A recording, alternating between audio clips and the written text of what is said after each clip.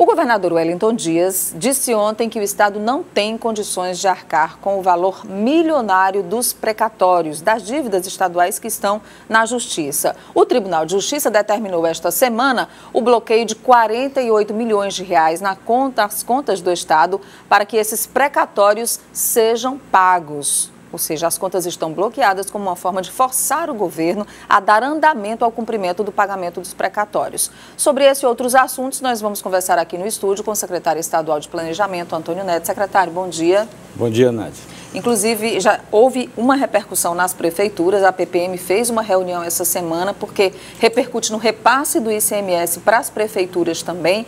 O governo do estado tentou já um diálogo do governador ontem com o presidente do Tribunal de Justiça para tentar reverter essa situação. E eu pergunto para o senhor, o bloqueio de 48 milhões de reais e a sequência de pagamento de precatórios, de que forma isso compromete as finanças estaduais?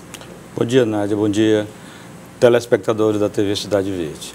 Nádia, a questão do bloqueio, ele decorreu em função de uma interpretação, vamos dizer assim, de uma emenda constitucional que estabeleceu um percentual de repasse dos precatórios dos governos estaduais para o pagamento de precatórios. A emenda constitucional estabeleceu um percentual e o governo do Piauí vinha repassando um determinado valor e a partir de uma interpretação da nossa área jurídica, Procuradoria-Geral do Estado e a Secretaria de Fazenda, resolveu então pleitear junto ao Supremo Tribunal Federal a redução desse valor.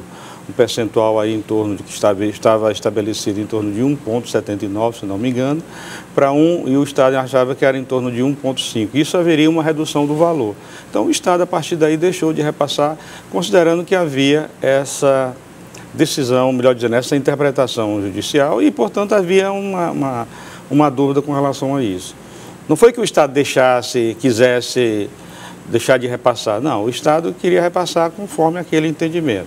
Até porque o valor que está sendo cobrado é um valor que fica muito acima, vamos dizer assim, da capacidade do Estado. Aliás, essa emenda constitucional, na época, a gente já falava, quando da sua aprovação, que iria impactar isso muito fortemente os estados, porque aumentou muito o valor de repasse dos precatórios. Feito isso, deixou-se de passar esse repasse, enquanto não havia essa decisão judicial, havia tirar essa dúvida, e a partir daí o presidente do tribunal, por uma questão também de preservação lá da questão dele em relação ao CNJ, uma preocupação até de ordem, vamos dizer assim, legal, ele resolveu fazer o bloqueio. Evidentemente que o bloqueio de 48 milhões na conta do Estado, quando bloqueou tudo. Isso, inclusive, impactou o repasse para os municípios, do ICMS para o município, que não tem absolutamente nada a ver. Essa questão vai ter que ser resolvida, obviamente, porque os municípios não podem ser penalizados, essa questão não tinha como fazer isso. Bloqueou a conta do Estado, na conta única do Estado, junto ao Banco do Brasil, e isso impactou, obviamente, atrapalhou o repasse para os municípios. E agora, hoje, nessa semana, vai haver uma reunião na nossa área jurídica, hoje mesmo vai haver uma reunião com o relator desse processo, o desembargador, o relator desse processo, para se tentar um entendimento, um acordo. Eu acredito que vai haver um entendimento no sentido de resolver logo a parte dos municípios, que vai também depender de outra ação judicial, parece que já está sendo providenciada, ou seja, agora de fato houve esse problema, mas ele vai ser resolvido, é uma questão de negociação, acho que nesta semana, no máximo na outra semana, será encontrada uma solução para esse problema. Bom, secretário, outro assunto importante, a gente está chegando já no final do ano, a movimentação na Assembleia Legislativa, nesse momento é muito política, em torno da sucessão da mesa diretora da Assembleia. Ontem eu tinha informação de que o orçamento do Estado ainda estava muito parado na Assembleia. A gente sabe que ele vai ser votado, de qualquer forma tem que ser votado, certo, porque senão os deputados nem entram em recesso, né? Então até 15 de dezembro, meados ali da segunda quinzena de dezembro, esse orçamento precisa ser votado. Mas ele já está lá na Assembleia, com que percentual de reajuste, o que está previsto para o orçamento de 2019? O orçamento de 2019, Nádia, é um orçamento, vamos dizer assim, foi muito bem estruturado esse ano. A gente pode considerar que o ano de 2019 ele vai ter uma mudança de paradigma na forma de elaboração do orçamento. nós tínhamos uma cultura de fazer um orçamento, vamos dizer assim, pensando de uma maneira assim mais isolada cada um órgão. Agora nós estruturamos o orçamento com base numa visão efetivamente territorial. Todos os produtos que serão entregues a partir da execução da peça orçamentária por cada órgão será exatamente alocada dentro de cada território, para que a gente possa contemplar os nossos 12 territórios de desenvolvimento. Às vezes você tinha, por exemplo, um órgão que ele tinha um elenco de ações, mas ele deixava de contemplar determinados territórios, ele concentrava em determinadas áreas e outras ficavam desconcentradas. Então, com essa nova forma, o orçamento ele vai ser muito mais, de acordo com as necessidades muito de mais, cada região. Vamos dizer assim, equitativo, muito mais democrático, muito mais participativo. Permite às pessoas acompanharem melhor o orçamento.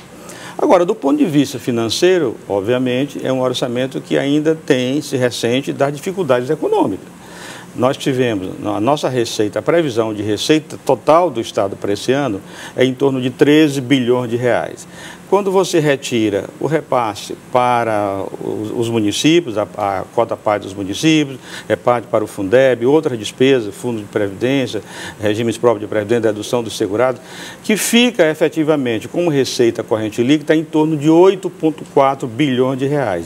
É com esse volume de recursos, é com esse bolo que a gente faz a repactuação e a distribuição para os poderes e a distribuição das cotas de cada um dos órgãos das secretarias. Então, 8,4 bilhões de reais significa dizer um crescimento aí quase um pouquinho acima da inflação, de 7% em relação ao ano passado.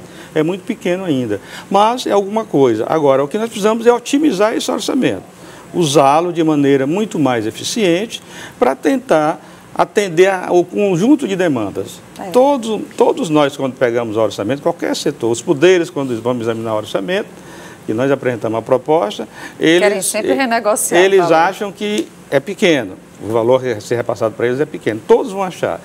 Todas as secretarias acham pequeno. O secretário de Planejamento tem uma missão muito forte, muito difícil nesse período, porque fazer o orçamento realmente um desafio muito grande. Contemplar o nosso Estado é um Estado carente, é um Estado ainda muito pobre, que depende muito do governo do Estado.